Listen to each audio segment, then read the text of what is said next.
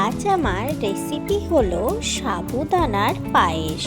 চলুন তাড়াতাড়ি দেখে নিই। কড়াই গরম হলে প্রথমে তাতে 2 চামচ ঘি দিয়ে কাজু, কাঠবাদাম ও কিশমিশ ভালো করে ভেজে নিন।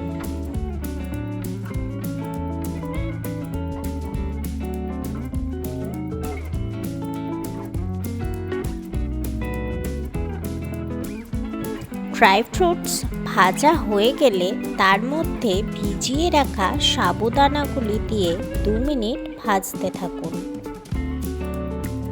এখানে বলে রাখি, সাবুদানাগুলি আমি অল্প পরিমাণ জল দিয়ে আধ ঘন্টা ভিজিয়ে রেখেছিলাম।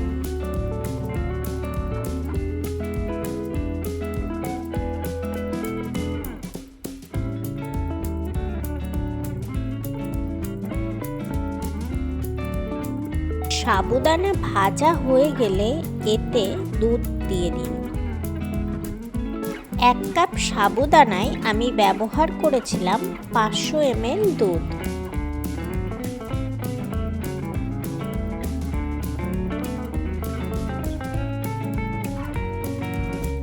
এর মধ্যে 2টো এলাচ দিয়ে দিন। দুধে সাবুদানাটি 10 মিনিট ফুটিয়ে নিন এবং ঢাকনা তুলে একবার নেড়ে নিন।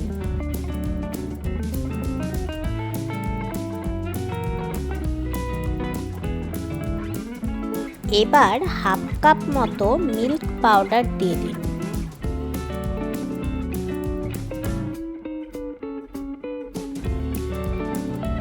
ভালো করে নাড়াচাড়া করতে থাকুন যতক্ষণ না মিল্ক পাউডারটি ভালো করে গলে যায়।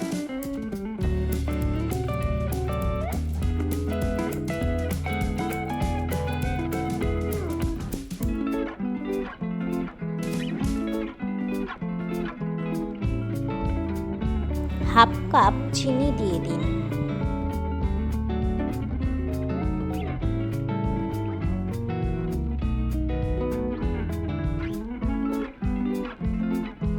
কিছুক্ষণ ভালো করে আবার ফুটিয়ে নিন।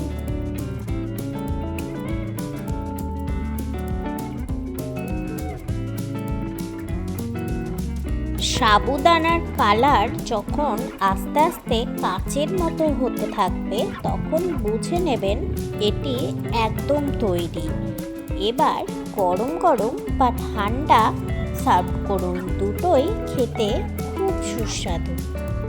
ভিডিওটি ভালো লেগে থাকলে লাইক ও সাবস্ক্রাইব করতে ভুলবেন না।